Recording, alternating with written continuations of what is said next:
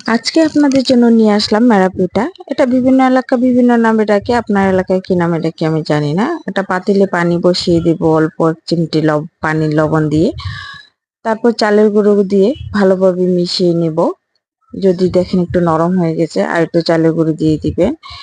চালের গুঁড়ি বানাতে আতপ চালগুলো ভালোভাবে পরিষ্কার করে তারপর মিল থেকে ভেঙে নিয়ে আসবো আমরা।